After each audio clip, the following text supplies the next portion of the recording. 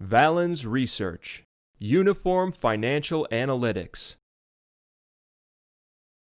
Accenture specifically does consulting work. They do outsourcing work and consulting work for corporates globally. They are a global firm. They formerly were obviously Arthur Andersen's consulting arm before Arthur Andersen went belly up because of Enron, and the consulting arm basically got lifted out of the business and went public eventually. This is a phenomenally profitable business, right? The first thing that we can see, as reported metrics, one, misrepresent how profitable this business is, right? With 14% ROAs when really they're over 50%. You put $1 of assets into Accenture, the first year you get 50 cents back. You get your money back in 2 years.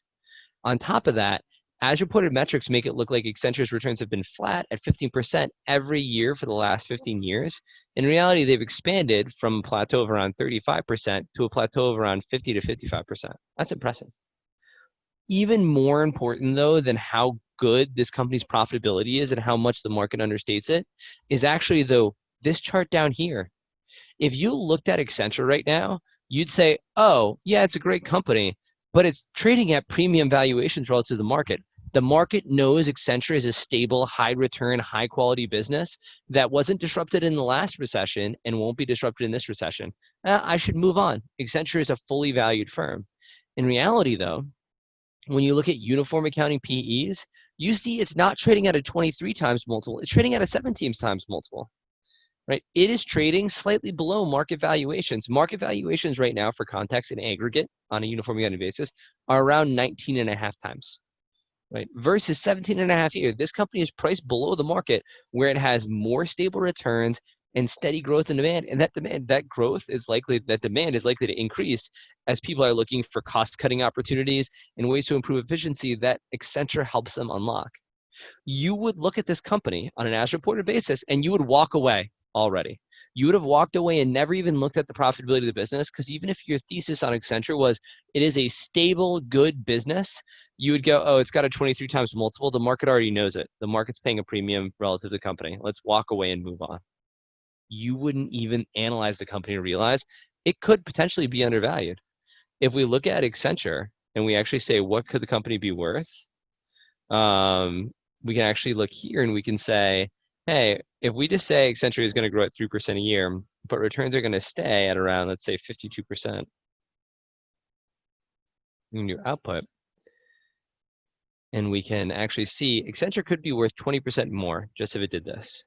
Now, I'm actually going to pause for a moment because we had a question from somebody who asked, how can we tell what Accenture's PE is, its uniform accounting PE is, relative to its competitors? That is an excellent question, right? Because valuations relative to peers are just as relevant as a company's absolute valuation. We don't currently. We are eventually adding a chart here that is going to be basically a versus peers for all of our metrics for you to basically see a rank order. But what we also do is we provide what's called the quality to value scatter chart right here. And what the quality to value scatter chart is it gives us the ability to compare a company versus its competitors, right? And so for this, let's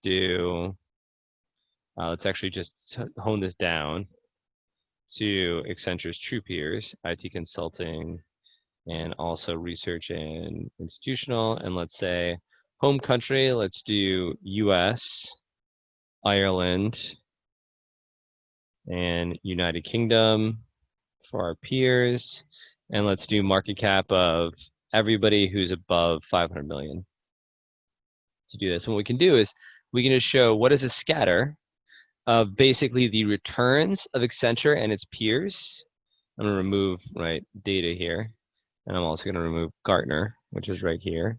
And what's really powerful is you see there's a very strong relationship between the ROA a company generates and the value the market pays for this company's assets relative to its asset base. Like we talked about, you can even see it very clearly here. If I look, I'm just going to remove a lot of these kind of tiny outliers who are either negative ROA companies or distort the chart. You can see, right, I generate a 25% return. I traded about 5 times. Why? Because 5 times my cost of capital of 5% is 25%, right? And so you can see there's a trend here. Why is this chart so powerful? because this chart is actually really an embedded PE analysis. If you're down here, if you have a very high ROA and a very low valued asset prime ratio, that means you're cheap, right? Why? Because you actually have a low PE. And if we look at Accenture, Accenture is low relative to the line here. If I were to draw a line, that line would go right about through here, right? Any company who's low here, the market has low expectations for, like Accenture, like Leidos. It's probably, I'd guess, Cognizant down here. Nope, this is Hearn, right? And I can see all these companies that look undervalued. And then I've got some overvalued companies too, right? Companies like Dava, companies like CSGP, right? Where I can actually see what we're basically doing here is we're more thoughtfully doing a PE analysis, because we're doing a PE analysis that actually gives context to that PE. You'll notice though, we give 3 data points here. We don't just give ROA and valued asset prime. If you click on the dot, we also give asset growth as a variable. Why? Because the main reason why you see companies go above or below on a PE, right? PE above or below peers is because they can grow or not grow as good as peers. And what we're looking at here is the main reason why you see a premium relative to the trend that we'd expect in terms of VA right here relative to ROA is because of the fact that the market might expect higher growth, right? And so that's the thing that we can look at here. But sometimes you see a company like Expo that has weak growth that's trading above. That's a name to investigate. And that's how you can quickly look at a company versus peers. An excellent question, super important. But for Accenture, again, you would never even look at this if you were looking at the as reported metrics, because you would have already moved on. Valens Research, the world's leading source for uniform financial analytics.